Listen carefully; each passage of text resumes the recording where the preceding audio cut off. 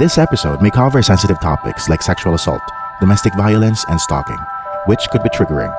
While we recognize the challenges this content may pose, we advise you to prioritize your safety and well-being.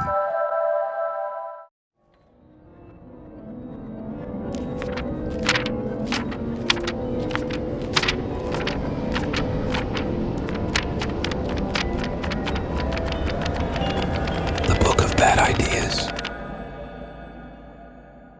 May mga kwento na hindi mo maririnig sa media. Mga kwentong hindi sinasabi ng magulang mo at siguradong hindi mo mababasa sa mga libro ng mundo. Ito ang mga lihim na tinatago ng bawat pamilya, mga kasalanang kinubli ng reliyon, mga desisyong akala mo maliit lang, pero ngayon pinagsisihan mo na. Dito, walang happy ending, walang moral lesson, at kadalasan, ang multo at aswang ay ikaw rin. Ito ang mga twisted stories sa Book of Bad Ideas. At kami ang inyong host. Ako si Nix. At ako si Steve. Don't forget to follow us and subscribe. At humanda na kayo sa ating storyang hindi mo dapat pakinggan mag-isa.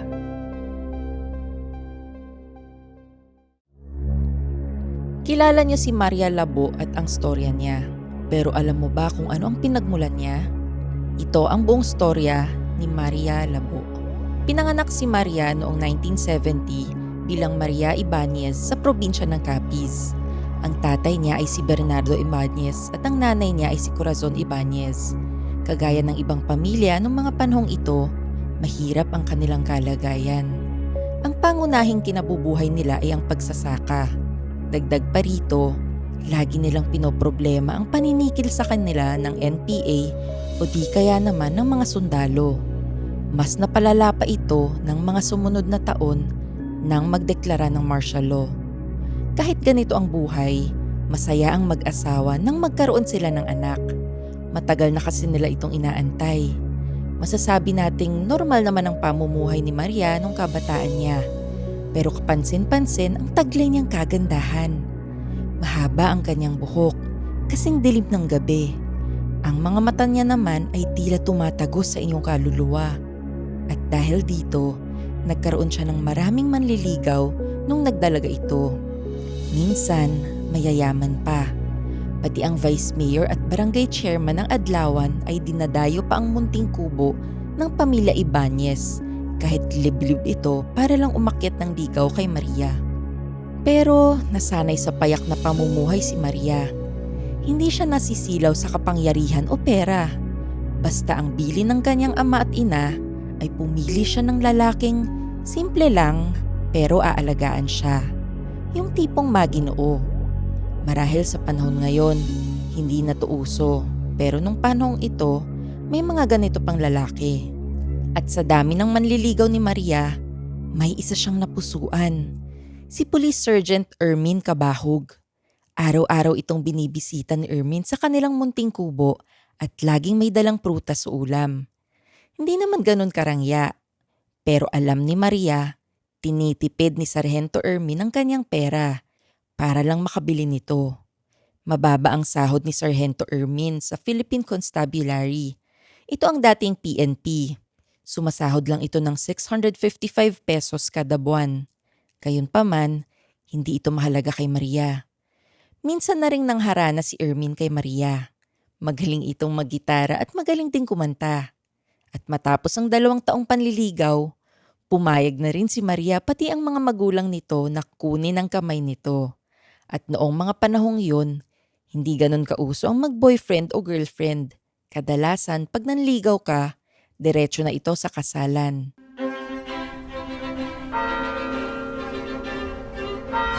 At noong Feb 16, 1988, kinasal na si Maria at Sargento Ermin sa isang munting chapel sa Libas. Ngunit matapos ang masayang selebrasyong ito, sa kasamaang palad, dumating ang trahedya sa pamilya ni Maria. Nagkaroon ng engkwentro ang NPA at ang mga sundalo sa bukid ng pamilya Ibanez at nasawi ang kanyang mga magulang. Napilitan ng mag-asawang Maria at Ermin na bumalik sa kubo ng pamilya Ibanez at dito naman nirahan. Kahit ganito, Binayayaan naman ng anak ang mag-asawa. Nabuntis ito at noong November 1, 1988, pinanganak ni Maria ang panganay nilang anak na si Pablo Cabahug. Nabuntis uli si Maria ng sumunod na taon. Noong December 24, 1989, ipinanganak naman niya si Rosalinda Cabahug. Kahit hindi sila mayaman, masaya ang pamilya Cabahug. Mabait at matalino din si Pablo at Rosalinda. Laging may award sa school, kaya proud na proud si Maria at Ermin. Subalit habang lumalaki ang mga bata, kinakapos naman sa pantustos ang pamilya ni Maria. Hindi na kasi nagkakasya ang sinasahod ni Sargento Ermin na 988 pesos kada buwan. Katulad ng ibang kabaryo ni Maria, naisip niya na mas maraming oportunidad sa ibang bansa. Marami siyang kapitbahay at kakilala na sumali sa Live-in Caregiver Program or LCP ng Canadian government. Kasama na rito ang training sa pagiging caregiver at pagsanay sa wikang Ingles. Pumunta si Maria sa bayan para mag-inquire tungkol dito. Bagaman magandang oportunidad ito, masakit sa kanyang pusong iwan ng kanyang mga anak. Pero gusto ni Maria ng magandang kinabukasan para sa mga ito. Handa siyang magsakripisyo para sa kanila. Matapos ang ilang linggong pag-iisip, nag-decide na si Maria na tahakin ang mundo ng pagiging OFW para umahon sila sa kahirapan. Kaya isang gabi, noong January 1994, matapos ang hapunan, pinatulog niya ng maaga ang kanyang mga anak at kinausap ng masinsinan si Sargento Ermin. Oh, Maria, tulog na ba ang mga bata? Oo, Ermin. Napagod ata sa school kaya mabilis nakatulog. Mabuti naman. Maaga pa sila bukas. Nga pala, ang sarap ng kape mo ngayon ah. Ito pa rin ba yung galing kay Diego sa Canada? Ay oo, yan pa rin yun. Iba talaga ang lasa ng imported, no? Pero maiba lang ako, Ermin. May project kasi si Pablo sa school. Baka kailanganin ko ng 100. Naubos na kasi yung binigay mong pera sa akin. Naku, 20 pesos na lang laman ng wallet ko. Pero huwag kang mag-alala, Maria. Babali na lang ako kay Hepe bukas. Pagsabihan mo din ang mga teacher na yan ha. Kung ano-anong naisip nilang mga project sa school. Lagi na lang may gastos. Ay, ganyan talaga ngayon. Kung di naman gagawin ni Pablo, mabagsak siya. Ermin, nakailang balik ka na kay Hepe. Makawala ka ng sahurin yan at mabaon na tayo sa utang. Ay, hayaan mo na. Mabaon na kung mabaon sa utang. Basta sa mga bata, gagawin ko ang lahat. Pero alam mo, Ermin, hindi na okay na lagi tayong may utang. Kailangan isipin din natin ang future ng mga bata. Naalala mo pa ba si Diego at Carmen?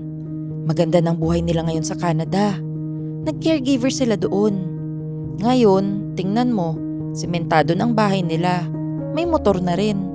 At maayos nakakapag-aral ang mga anak nila sa bayan. Baka pwede mo kong payagan na maging caregiver din. Para guminhawa naman ang buhay ng mga anak natin. Sandali lang naman ako mawawala. Ilang taon lang. Punyeta! Kukulitin mo na naman ako sa ideyang iyan, Maria. Alam kong libre lahat pati training ng Canadian government na yan. At malaki din ang sahod. Mas malaki pa nga siguro sa buong sasahurin ko sa buong taon. Magandang oportunidad din nga siya. Pero alam mo naman ang kapalit nito. Lalaking walang ina ang mga anak natin, Maria. Paano na si Pablo at Rosalinda? Please naman, Ermin. Huwag magmura. Naisip ko rin naman yun, pero ito lang ang paraan. Hindi ka naman mapopromote dahil ayaw mong sumipsip. Tatawag naman ako 1 beses kada linggo para kamustahin kayo. Sige na, Ermin. Kailangan nating magsakripisyo. Konting tiis lang para naman sa mga bata yan. Naggalit si Ermin sa mga sinabi ni Maria at pumunta sa kusina at itinapon ang baso ng kape. Sumunod naman si Maria sa kusina at niyakap nito si Ermin sa likod. Hindi naman matiis ni Ermin si Maria, kaya kalaunan ay pumayag rin ito. Tuwang-tuwa si Maria sa pagpayag ni Ermin. Sa mga sumunod na linggo, nag-training na si Maria bilang isang caregiver sa bayan. Malaking bagay ang Live-in Caregiver Program or LCP ng Canadian government para sa napakaraming Pilipino tulad ni Maria. Masipag ding nag-aral si Maria at isa siya sa pinakamagaling sa batch niya. At noong Marso 1994, natapos ni Maria ang training at naghanda na ito para sa flight niya papuntang Canada. Habang nag-iimpake, lumuluha ito. Hindi mawala sa isipan niya na iiwan niya ang asawa at anak niya. Pero tinitibayan ni Maria ang kanyang loob. Kailangan kasi. Matapos nito, bumiyahe na sila papuntang Maynila para ihatid si Maria sa Ninoy Aquino International Airport. Matagal din ang flight ni Maria. Inabot ng halos 23 hours. 21 hours mula Maynila papuntang Toronto, Canada at sumakay uli ito sa ibang eroplano para naman sa 2 hours na flight papunta sa Nova Scotia. Pagod na pagod si Maria pero nang makita niya ang pasyente niyang mag-asawa na si William LeBlanc at Amelia LeBlanc, nawala ang pagod niya. Mabait ang mga ito. Pinagluto siya at pinakain. Pinaghandaan nila ang pagdating ni Maria. Sabi ni Maria sa sarili, maswerte siya sa mga amo niya. Maganda din ang bahay ng mga LeBlanc. Malaki at malapit sa tabing dagat. Kahit malayo sa Pinas, tila parang at home siya sa Nova Scotia dahil isa itong fishing village. Yun nga lang, kakaunti lang ang mga tao rito. Hindi katulad sa Pilipinas. Parehong may sakit na diabetes at hypertension ang mag-asawang LeBlanc at matanda na rin sila. Kaya hirap na rin gumalaw mag-isa. Lalo na ang lalaki niyang amo na si William. Mahirap man na dalawang inaalagaan niya as a caregiver. Tinitiis ito ni Maria. Napapadali rin ang trabaho niya dahil mabait ang mag-asawa. Sulit din naman kasi ang sweldo niya. 1,250 Canadian dollars monthly. Dahil sa mga padala ni Maria, nakapagpundar na sila ng maayos na bahay na sementado sa Pilipinas. Pinalitan din ni Ermin ang kanyang motor ng bagong owner-type jeep para maayos nakakabiyahe ang mga bata. Ang tanging kalaban lang ni Maria sa Nova Scotia ay ang lungkot. Katulad ng ibang OFW, malungkot mag-isa sa bansang hindi mo kinagisnan. Malungkot din ang lugar na Nova Scotia. Konti lang ang mga tao at paggabi, natatakot din si Maria. Sobrang tahimik sa lugar na ito at wala kang maririnig kundi ang hangin sa mga puno. Minsan, naiisip ni Maria, may aswang din kaya rito? Marami kasi noon sa probinsya niya sa Capiz. Nakakalungkot at nakakatakot din ang bahay ng mga LeBlanc. Malaki kasi ito at maraming kwartong bakante. Wala siyang makausap. Minsan, nagbibiro ito sa sarili na may multo sa mga kwartong ito. Habang gumagala sa bahay, merong isang kwarto na laging nasa isipan ni Maria. Ang kwartong ito ay maraming padlock, 3. Meron siyang susi sa lahat ng pintuan sa bahay, except sa kwartong ito. Nahihiya si Maria na tanungin ang mag-asawa tungkol rito. Pero isang araw, noong July 1994, hindi napigilan ni Maria at tinanong niya si William tungkol dito habang nag-aalmusal. William, do you like my sinangag fried rice? Yes, very much. You keep making more of these and I'm gonna get fat. And that's not good for all of us. If you don't mind me asking, sir, at the end of the hallway, there is one particular room that I don't have a set of keys. It has 3 locks in it. What's in there? That's none of your fucking business, Maria. You're here as a help, and let's keep it that way. The locks are there for a reason, so don't try poking around in all our stuff. Got it? Nagulat naman si Maria. First time nagalit ng amo niya. Nilinisan naman ni Maria ang kalat at nagsorry ito. I'm so sorry, sir. It won't happen again. I'll shut my mouth from now on. Now, let me help you get back to your room. No! I don't need your help. Call my wife upstairs. I want her to assist me instead of you. Tinawag naman ni Maria si Amelia at tinulungan ni Amelia si William makabalik sa kwarto niya. Nashock pa rin si Maria sa nangyari. Hindi niya maintindihan bakit nagalit si William. Pero kahit pagsabihan na siya, Tila mas naging curious si Maria kung anong laman ng nakapadlock na kwarto. Sa mga tawag niya rin kay Ermin, gamit ang landline, nababanggit niya rin ito. Nung panahong ito wala pang messenger, text or video call. Tanging landline at sulak lang ang paraan ng communication.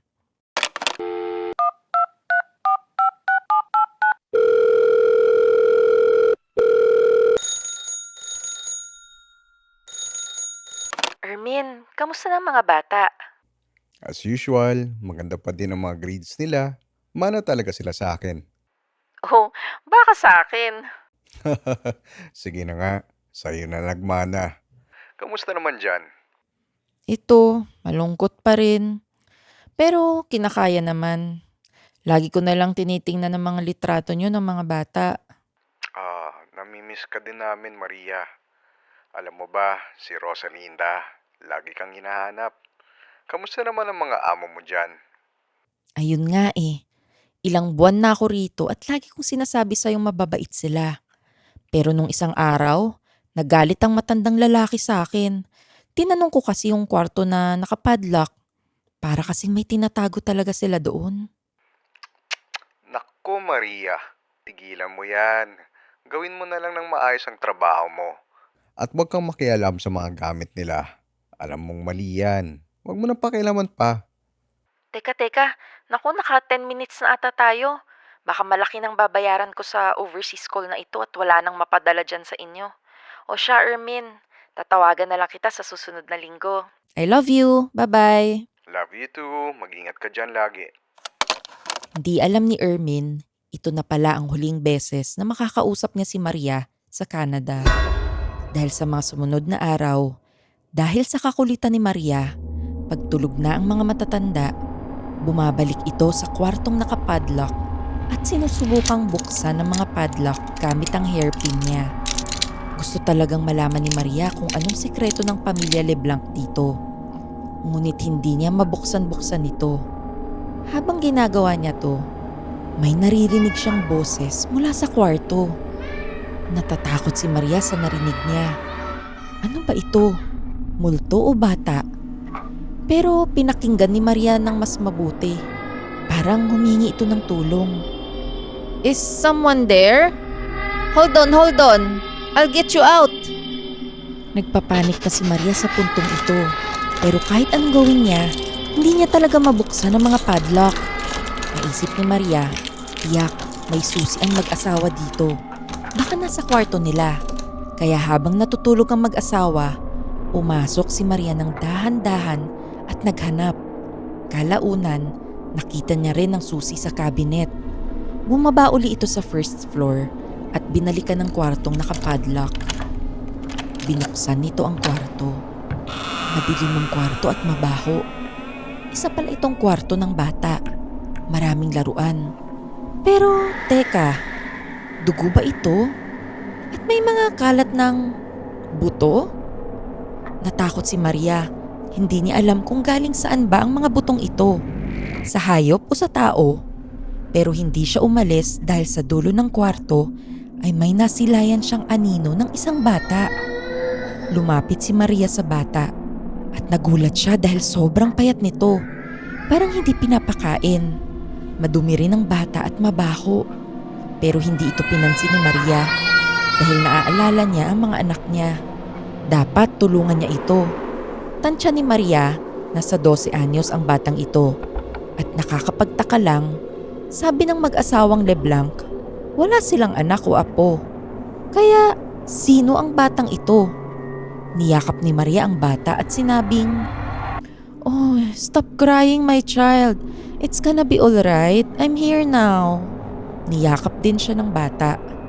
Kwento ng batang babae kay Maria, anak daw siya ni William at Amelia at nilock daw siya sa kwartong iyon ng ilang taon. Hindi magets ni Maria paano naging anak nito ng mag-asawa. Parang apo na nila ito. At bakit kaya siya nilock? Tinanong ni Maria ang bata kung bakit siya kinulong. Ang sabi lang nito sa kanya, "'Cause I've been a very bad girl." Habang nakayuko ito. Pero ang detalyeng ito ay hindi na mahalaga. Dapat maitakas niya ang bata. Kinuha ni Maria ang kamay ng bata at tumakbo sila palabas ng kwarto. Pero pagkalabas nila, biglang sumulpot ang mag-asawang biglang. Hinarangan nila ang dalawa. May dalang shotgun si William at si Amelia naman ay may hawak na kitchen knife. Dito na natakot si Maria. Papatayin ba siya ng mag-asawa? Napatigil si Maria at ang bata. Kinakabahan sa susunod na gagawin ni William at Amelia. Biglang sumigaw si William kay Maria. What do you think you're doing? Do you have any idea what you've just done? Yes, I know what I've done. I'm freeing this little girl that you've been in prison for years. Look at this poor girl. Why would you do such thing? That little girl is not a girl. Don't believe any bullshit that she told you. She's a demon. No, the real demon is you for abusing a child. Nagalit si William sa mga sinabi ni Maria, kaya pinaputukan niya ang mga ito. Tinamaan ng bala ang bata at bumagsak ito. Natamaan din ng bala sa hita si Maria, pero hindi niya ito ininda. Agad inatake ni Maria si Amelia at pilit inaagaw ang kutsilyo sa kamay nito. Nasaksak naman ni Amelia si Maria sa tiyan. Pero nagtagumpay si Maria na makuha ang kutsilyo at sinaksak si Amelia sa leeg. What did you just do, you fucking bitch? That's my wife! Tinamaan ng bala sa balikat si Maria, pero sinugod pa rin siya ni William at sinaksak din ito sa leeg. Napalud naman si Maria at tinitigan ng mag-asawa habang dumadaloy ang dugo sa kanilang mga leeg. Nangingisay ang mga ito at tila nag-aagaw buhay na. Kahit ganun lang nangyari, masaya si Maria at naipaghiganti niya ang bata. Pero dahil grabe rin ang mga natamong sugat ni Maria, unti-unti rin siyang nawala ng malay at maya-maya pa'y bumagsak na ito. Ang akala ni Maria, patay na siya. Pero nagising ito sa amoy ng pagkain. Pagkamulat ng mga mata niya, nagulat ito nang makita ang bata na nagluluto. Parang amoy bulalo. Gustong tumayo ni Maria pero dahil sa mga sugat niya, hindi niya ito magawa. Nakita naman siya ng bata at nilapitan ito hawak-hawak ang isang kutsara na puno ng sabaw. Sinubuan ng bata si Maria at tinanong ito, "Is it good?" Ngumiti si Maria at sumagot ng yes. Tanong naman ni Maria, paano siya nabuhay? Nakita ni Maria na may tama sa ulo ang bata. Tumawa ang bata at sinabing, "It's a long story." Hinahanap naman ni Maria ang bangkay ni William at Amelia, pero hindi niya ito makita. Punong-puno lang ng dugo ang buong sahig ng bahay. Tinanong niya ang bata kung nasaan ang mga bangkay. Sabi naman ng bata, nasa freezer daw. Nahirapan nga daw siyang i-chop-chop ang mga ito. Pilit namang tumayo ni Maria at chinek ang freezer. At totoo nga ang sinabi ng bata. Nandoon nga ang parte-parte na katawan at lamang loob ng mag-asawa. Natakot si Maria at napaatras. Nasuka din siya. Inakay naman siya ng bata, pinaupo at hinainan ng pagkain. Sabi nito, "Eat up, my cooking is delicious." Kumain naman si Maria. Kahit alam niya na baka parte ito ng katawan ni William or Amelia. Wala siyang pake dahil sobrang gutom siya at nangihina. At habang kumakain, kwento ng bata sa kanya, ang pangalan niya daw ay Sophie. At nagpapasalamat siya kay Maria dahil matagal na siyang hindi nakakakain ng tao. Pinapakain naman daw siya ng mga magulang niya, pero isang beses lang sa isang linggo. At kadalasan, hayop ang binibigay sa kanya. Baboy, baka o manok na hilaw. Pero ang gusto niya talaga ay tao. Dagdag rin ni Sophie, mahinang nilalang daw ang mga magulang niya. Matagal na siyang gustong patayin ng mga ito pero di nila magawa dahil anak nga siya kasi. Kaya ang ginawa na lang ng mga ito ay kinulong siya sa isang kwarto. Pero habang nagkukwento si Sophie, nawalan na uli ng malay si Maria. Alam na niyang mamamatay na siya. Kaya sabi nito kay Sophie, "Sophie, I'm glad you are okay, but I'm dying. Please call my husband and children." Tell them I love them so much. Pagkatapos ay bumagsak na si Maria sa sahig. Agad namang tumayo si Sophie at tinabihan si Maria. Sabi nito kay Maria, "Because you've been so good to me, don't worry Maria. I won't let you die. In fact, I've been in this body for a long time. Maybe I need a new one. Yours would do just fine. You will live forever young and beautiful like me." At biglang nabiyak ang katawan ni Sophie. Kumalat ang dugo at laman. At lumabas sa katawan ni Sophie ang isang maitim na anino. Gumapang ito ng dahan-dahan papunta sa bibig ni Maria at tuluyang pinasok ito. Matapos nitong pasukan ng katawan ni Maria, biglang lumakas si Maria at nabuhayan. Unti-unti ring gumaling ang mga sugat niya. Yun nga lang, hindi masyadong matandaan ni Maria ang mga nangyari. At ang tanging nasa isip lang niya ay maraming dugo at laman ng tao na nakakalat sa sahig. Kailangan niyang umalis sa bahay na ito. Pero bago siya umalis, inubos muna niya ang pagkain niya. At nang matapos siya, naligo ito para matanggal ang marka ng mga dugo. Nag-impake na siya at dumiretso papuntang airport. Sa mga sumunod na linggo, nag-alala na si Ermin dahil walang sumasagot sa tawag nito. Hindi rin sumasagot ng landline ang mga LeBlanc. Hindi alam ni Ermin kung ano nang nangyari sa asawa niya. Sinubukan niya ring tawagan ng embassy sa Canada pero malayo daw ang Nova Scotia. Ilang linggo pa bago sila makapagpadala ng tao para check si Maria. Halos walang magawa si Ermin at gabi-gabi itong umiiyak.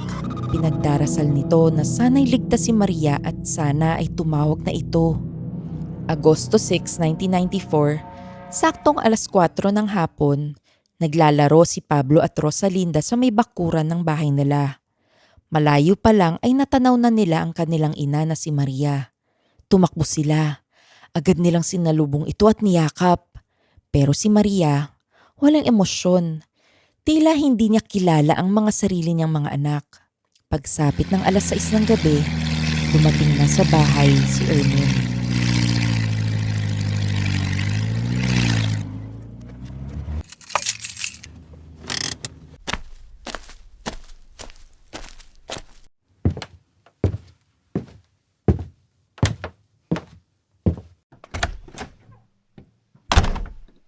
Balot sa dilim ang bahay at tanging isang kandila lang sa mesa ang nagbibigay ng liwanag sa kanilang tahanan. Tinawag ni Ermin ang kanyang mga anak. Pablo, Rosa, nasa na kayo? Bakit ang dilim dito? Nagbayad naman tayo ng kuryente ah. Paulit-ulit itong tinatawag ni Ermin pero walang sumasagot. Maya-maya pa'y lumabas si Maria galing kusina at may dala itong ulam. Sabaw na may laman at hinain ito sa lamesa. Mabilis na tumakbo si Ermin at niyakap ang kanyang asawa. At tulad kanina, walang emosyon si Maria. Hindi mo naman sinabi sa akin, Maria, na bumalik ka na pala. Sana nasundo kita. Surprise ba ito? Grabe ka naman mag-surprise. Sana tumawag ka naman. Ilang linggo na akong nag-iisip na kung anong-ano. Pinag-alala mo ko, Maria. Hindi sinagot ni Maria ang tanong ni Ermin. Ang tanging binigkas na mga salita ni Maria ay, "Kain na." Namiss ko talaga ang luto mo, Maria. Kumain na ang mag-asawa at sarap na sarap si Ermin sa luto ni Maria. Ang sarap nito ah. Baka ba ito? Malinamnam. Teka. Sana nga pala mga bata. Gabi na. Dapat umuwi na sila. Pasarap na naman siguro ang paglalaro nila. Tinitigan ni Maria si Ermin. Hindi ito nagsasalita. Sa halip, itinuro lang ang CR. Tumayo si Ermin at naglakad papunta sa CR. Binuksan ni Ermin ang pinto ng CR. Ano to, Maria? Si Pablo at Rosa ba ang mga ito? Anong ginawa mo? Kahit itanong pa ito ni Ermin ng paulit-ulit, alam naman niya ang sagot. Nakita niya ang punit-punit na damit ng mga anak niya. Nakakalat ang mga laman, buto, at lamang loob nito sa CR. Balot na balot ng dugo ang CR. Ang malala pa rito, Nakita niya ang mga ulo ng anak niya sa balde at bukas pa ang mga mata nito. Nagalit si Ermin at binunot ang baril niya. Lumabas ito ng CR at sumigaw. Demonyo ka, Maria! Paano mo ito nagawa sa ating mga sariling anak? Naubos ni Ermin ang magazine ng 45 niya. Pero walang reaksyon si Maria sa mga tama ng bala. Nakaupo pa rin ito at kumakain. Dito na napagtanto ni Ermin na ang kinain niya kanina ay laman ng sarili niyang mga anak. Naduwal ito at nagsuka. Nang mahimasmasan, kinuha ni Ermin ang bolo niya at tinaga si Maria sa gitna ng mukha nito. Pero hindi ito ininda ni Maria. Hindi ito nasaktan. At sa halip ay tinapik niya ang bolo sa kamay ni Ermin at kinalmot pa ito sa tiyan. Bumagsak sa sahig si Ermin at hindi ito nakagalaw. Bumalik sa pagkain si Maria na para bang walang nangyari. At nang matapos siyang kumain, dito na siya nahimasmasan at tila bumalik sa dati niyang sarili. Nakita niya si Ermin na sugatan sa sahig at nakita niya rin ang labi ng kanyang mga anak sa CR. Halos masiraan ng ulo si Maria sa kanyang mga nakita. Niyakap niya si Ermin at sinabing, "Sorry sa nagawa ko, Ermin. Mahal na mahal ko kayo. Paalam." Umalis si Maria sa bahay nila at tumakbo sa kagubatan hanggang mawala ito sa kadiliman. Nang maabutan ng tanod si Ermin, agad itong dinala sa ospital sa bayan. Nabuhay naman ito pero hindi niya maintindihan ang ginawa ng asawa niya. Kumalat naman sa buong lugar nila ang nangyari sa bahay ni Ermin. Nagsagawa rin ng manhunt ang pulisya para makita si Maria. At sa unang pagkakataon din sa Pilipinas, nagsuspende ng mga klase ang mga paaralan dahil takot ang lahat sa tinatawag na aswang na si Maria Labo. Ganito kalala ang naging sitwasyon matapos ang krimen na ito. Ang mga reporter naman ay pinagpiestahan ng storyang ito, lalo na ang mga radio stations. Ginawan pa ito ng teledrama. At ito ang dahilan kung bakit sumikat si Maria sa Visayas. Binansagan siyang Maria Labo. Sa kabaliktaran ng iniisip ng marami, ang Labo ay hindi apelyido, kundi salitang Hiligaynon o Bisaya na ang ibig sabihin ay tinaga. At matapos ang ilang buwan na manhunt, hindi nila makita-kita si Maria Labo. Ang sabi-sabi, umiikot daw ito at naghahanap ng mga batang makakain. Sabi rin sa teledrama, gumagala raw ito at may hiwa ito sa gitna ng kanyang muka. Marahil ito rin ang rason kaya hindi siya mahuli-huli. Dahil ang sugat na ganito ay kagaling. Hinahanap ng mga tao ang babaeng may hiwa sa muka. Pero sa totoo, ang dapat hanapin lang nila ay isang babaeng sobrang ganda. Dahil yan ang tunay na itsura ni Maria Labo. Matapos nito, hindi na bumalik sa normal ang buhay ni Ermin. Nagpadestino siya sa Zamboanga at tuluyan ng iniwan ng probinsya ng Capiz. Sabi ng mga kaibigan ni Ermin, naniniwala pa rin daw itong buhay si Maria at naghahanap ito ng mga bata. Hindi dahil isa siyang aswang, kundi dahil gusto niyang hanapin ang mga anak niya. Alam ni Ermin na sinapian lang ng demonyo si Maria at ang totoong Maria ay hindi naniniwala na patay na talaga ang mga anak niya. Nagpalit rin ng apelyido si Ermin.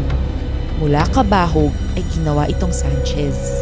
Ang dahilan, gusto na niyang alisin ang pagkakaugnay niya kay Maria Labo.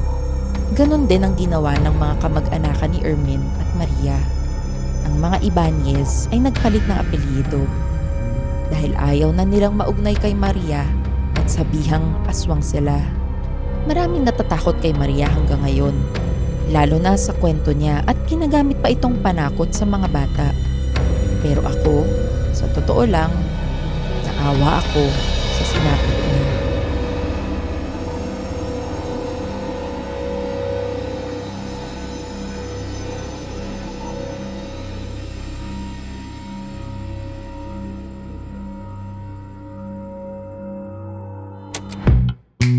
The Pod Network Entertainment.